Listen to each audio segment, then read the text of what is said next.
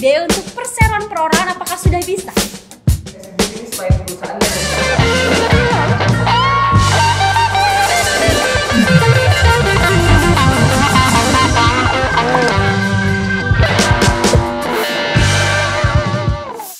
Sobat legal semuanya, selamat sore. Ketemu lagi dengan saya Alfi dalam program Legal to Talk. Nah, kali ini ada episode spesial. Jadi Legal to harus berkolaborasi dengan Pasundan Law Firm. Ya, di sini sudah bergabung bersama dengan kita Bapak Teguh Muhammad Ramdan. Halo Mbak. Halo Bapak. Selamat datang di Bandung Mbak. Yes, sekarang kita lagi ada di Bandung, guys. Jadi ketemu langsung dengan Bapak Teguh dari Pasundan Law Firm. Jadi hari ini kita itu mau membahas sesuatu hal yang penting sekali untuk para sobat legal, yaitu tentang tips negosiasi prakontrak. Tapi sebelum itu kalian pasti kepo kan dengan Pasundan Law Firm. Langsung aja kita tanya, Bapak bisa share tentang Pasundan Law Firm kepada sobat legal semuanya. Oke, mungkin secara singkatnya Pasundan Law Firm itu adalah kami berawal dari satu alumni gitu kan. Kami semua yang berada di Pasundan Law Firm kebetulan adalah alumni daripada Universitas Pasundan, sehingga kami berinisiatif untuk membuat suatu firma hukum yang emang bisa menjadi wadah bagi alumni dari Universitas Pasundan. Mungkin seperti itulah Pak, kurang lebihnya gitu kan. Tapi dia bisa jadi inspirasi kepada sobat legal semuanya ya, atau yang lulusan hukum, bahwa kalian bisa untuk bersatu membuat satu law firm, bekerja bersama ya. Betul, seperti itu. Nah, langsung aja kita ke pertanyaan-pertanyaan yang datang dari para sobat legal. Jadi Pak, banyak kan yang masuk di Legal to Us itu adalah menanyakan tentang kontrak. Nah, sebelum kontrak itu kan ada proses yang namanya negosiasi. Nah, apakah negosiasi dalam penyusunan kontrak itu penting dilakukan? Oke. Sebelum kita bahas ke situ, kita bahas dulu bahwa kontrak itu adalah bagian dari perjanjian gitu kan. Di mana yang namanya perjanjian itu harus memenuhi yang namanya syarat sah perjanjian. Iya, betul. Di dalam Kitab Undang-Undang Hukum Acara untuk Perdata atau BW ya, di pasal 1320 di situ dijelaskan mengenai syarat sah perjanjian. Yaitu adalah sepakat, cakap, objek tertentu dan klausa yang halal gitu kan. Nah, apa sih hubungannya dengan negosiasi? Ya, negosiasi ini adalah untuk mencapai yang namanya kesepakatan, Pak. Gitu aja. Karena apa? Dengan tipikal dari perjanjian itu harus juga ketika sudah menjadi kontrak dan disepakati, itu akan menjadi undang-undang bagi para pihak. Oh iya. Ya kan? Karena di situ berlaku yang namanya asas fakta sun serpada gitu kan. Yang menjadi undang-undang bagi para pihak, sehingga apa? Yang namanya kesepakatan itu harus diawali dengan yang namanya negosiasi agar bisa berimbang bagi para pihak. Baik. Nah, biasanya dalam proses negosiasi itu memakan waktu berapa lama untuk capai pada kesepakatan? Sebenarnya negosiasi itu untuk waktu berapa lamanya itu tidak bisa kita tentukan, karena apa? Tergantung dengan tipikal kontraknya, Mbak. Iya, baik. Apa kontraknya kontrak sederhana atau emang kontraknya ini kontrak-kontrak yang sedikit rumit gitu kan ya. Tapi pada intinya ketika untuk kontrak-kontrak sederhana seharusnya dalam satu kali negosiasi pun itu bisa tercapai gitu kan kesepakatan yang diinginkan. Berarti tergantung pada kontrak tersebut ya, berapa waktu lamanya. Jadi nggak semuanya kita perlakukan sama. Nah, kalau misalnya dari hasil negosiasi itu apakah menjadi dasar dari pembuatan kontrak itu, Pak? Untuk dari hasil negosiasi ini tentu saja akan menjadi dasar bagi pembuatan kontrak. Karena kenapa? Biasanya dalam negosiasi itu kita harus memasukkan beberapa hal yang memang tidak boleh terlupakan, Mbak, bagi kita ketika merancang ketika bernegosiasi untuk sebuah kontrak gitu kan. Seperti apa? Pertama adalah hal-hal apa saja yang boleh dan tidak boleh dilakukan oleh para pihak. Misalkan itu jangan sampai terlupakan gitu kan. Terus apa aja yang menjadi hak dan kewajiban bagi para pihak gitu kan. Terus pemenuhan kewajibannya itu yang disebut dengan prestasi itu seperti apa, harus jelas gitu kan. Jangan sampai nanti ada multitafsir terkait dengan prestasinya gitu kan. Terus bisa juga apa akibat jika salah satu pihak tidak memenuhi prestasi dan apakah bisa langsung kategorinya menjadi one prestasi atau tidak. Itu biasanya dinegosiasikan di dalam kontrak gitu kan. Nah, ketika itu dinegosiasikan, kesepakatan yang muncul itu biasanya dituangkan di dalam MOU atau Memorandum of Understanding, Iya, betul. gitu kan. Jadi mana hal-hal yang pokok saja gitu biasanya dalam klausul itu yang emang menjadi hal-hal pokok yang tadi saya gambarkan, Iya, betul. biasanya itu dituangkan dalam MOU agar apa? Agar sama-sama menjaga nanti ketika kontrak itu betul-betul itu dituangkan sesuai Oke. dengan yang dibicarakan, jangan sampai sekarang bicara apa nanti bicara apa gitu Iya, kan. iya. Itu jadi 2 kali lagi negosiasi kan. Iya, begitu. Gitu, seperti itu Mbak. Oh, oke. Tapi kalau kita bahas tentang strategi yang baik dalam negosiasi itu apa? Oke.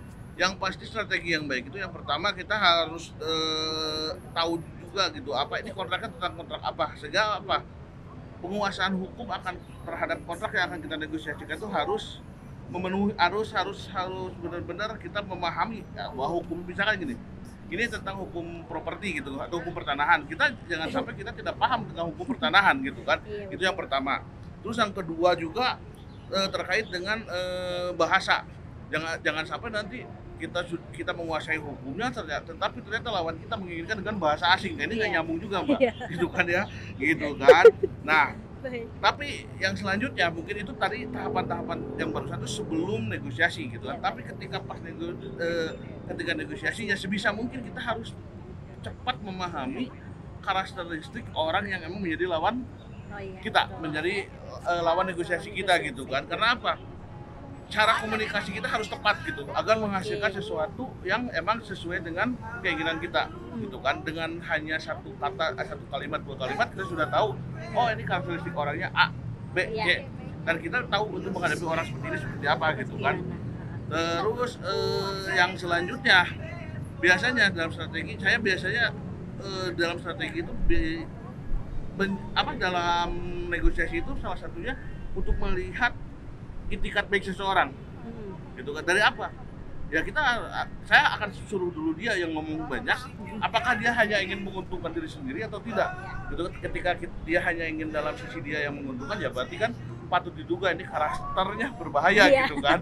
Gitu Mbak, Oh seperti iya. itu. Jadi yang pertama tuh kita pelajarin dulu kontraknya, terus kita juga lihat dulu lawannya siapa, terus juga tapi orang yang nge-hire kita pun kita juga harus tahu dia seperti apa karakternya. Itu sobat Vega, jadi strateginya. Nah, bagaimana nih? Kalau saja adalah bagaimana caranya kita itu untuk bisa mengalahkan lawan Nah itu. untuk negosiasi. Jadi sebetulnya kalau kontrak itu, kalau negosiasi itu tidak ada lawan yang menang yang kalah ya Mbak ya. Karena apa? Kita sama-sama mencari win-win solution. Mungkin bagaimana agar kita bisa menghasilkan goal yang sesuai dengan tujuan kita gitu ketika itu. Biasanya kan gitu. Contoh lah. Kalau kita sudah harus bisa predik ini kontrak apa, contoh tadi sewa menyewa ruko misalkan. Goalnya berapa? Goalnya 50 juta misalkan kan. 50 juta. Berarti apa? Kita jangan sampai nanti kita bawa tuh udah angka 50 juta langsung. Kita angkat 70 juta. Dia biasanya ketika yang menyewa pasti akan selalu pengen di bawah Di bawah. 30. Kita nawarin 70. Biasanya apa? Saya bilang, ya udahlah saya turun 20, Anda narik 20. Akhirnya kan nyampe di angka 50 sesuai dengan goal yang kita harapkan gitu kan. Itu salah satu contoh lah. Cuma contoh-contoh lain misalkan terkait dengan masalah cara bayar gitu kan. Cara pembayaran, misalkan pembayaran dengan termin gitu kan ya. Pembayaran dengan termin. Di situ kan agar kita pengennya apa, sebisa mungkin kita sebagai yang penjual kan pengennya cash langsung cash gitu kan. Tapi ya dalam kondisi tertentu kita mungkin oke lah termin, tapi jangan sampai terminnya terlalu panjang gitu kan. Nah, bagaimana kita mengakalinya ya, misalkan ketika kuasa gitu kan ya, tantangan kuasa kita termin pertama, termin keduanya ya jangan terlalu panjang gitu kan, tapi pas mau sidang. Dan seperti itulah, itu kondisional tergantung dengan tipe kontraknya ya. Tidak bisa kita beda-beda penerapannya gitu kan. Seperti itu. Jadi gitu ya, tapi sebenarnya nggak ada lawan ya. Jadi emang Tidak ada lawan. kita harus mencapai pada win-win solution. Betul. Itu tadi kenapa adanya negosiasi. Saat terakhir ini, tips bernegosiasi yang baik dan benar itu seperti apa nih? Tim negosiasi yang baik dan benar, yang pertama nih yang saya sampaikan pada tim saya, gunakan kata yang tepat. Kata apa? Kata dan, serta, dengan itu bisa beda pengertian. Tadi terkait dengan siapa orang yang kita hadapi, gitu kan. Jadi harus menggunakan kosakata yang Baik tepat dan gitu kan, tepat ya. bukan baik tapi tepat Mbak, gitu kan. Karena apa? Dengan kosakata yang tidak tepat biasanya hasilnya akan kurang, tujuannya sama gitu kan. Tapi penggunaan katanya yang harus kita olah dengan yang tepat itu yang pertama ya. Yang kedua ya, tadi ini karena saya biasanya kan kebanyakan karena kebetulan kita ini law firm dan kita basically advokat semua ya, orang datang ke kita kebanyakan bukan negosiasi kontrak Mbak, tapi ketika kontrak sudah bermasalah. Nah, iya. Jadi kalau saya misalkan bikin suatu pendataan kontrak bermasalah itu ada suatu ciri-cirinya sebetulnya. Kenapa? Contoh, biasanya orang yang punya niatan jelek ya, dia selalu membuat sumir di dalam tahapan penyelesaian sengketa. Karena biasanya gini ya, penyelesaian sengketa dibikin sama dia sumir satu, secara arbitrase ada, secara gugatan perdata ada. Ini kemungkinan di orang ada itikat tidak baik gitu kan. Dan itu hampir kebanyakan kontrak-kontrak yang bermasalah itu seperti itu. Sehingga apa? Kalau tipsnya seperti apa negosiasi ya? Jadi singkatnya, agar negosiasi kontrak Anda itu sesuai dengan yang diinginkan dan aman bagi Anda gitu kan, bagi user ya, serahkanlah pada ahlinya gitu. Dan gimana serahkan pada ahlinya? Jangan ya silakan kontak kepada legal to us gitu. Karena di legal to us banyak mitra-mitra dari legal to us itu yang emang ahli dalam negosiasi kontrak. Gitu kan. Ya betul apa kata Pak Teguh. Jadi kalau misalnya tips yang terbaik adalah konsultasikan semuanya kepada ahlinya, dan salah satunya adalah kepada legal to us, karena legal to us itu platform layanan hukum digital yang memang melayani perihal hukum, bisa juga legalitas termasuk tentang kontrak ini. Nah, itulah tadi bincang singkat kita dengan Pak Teguh perihal negosiasi dalam negosiasi prakontrak.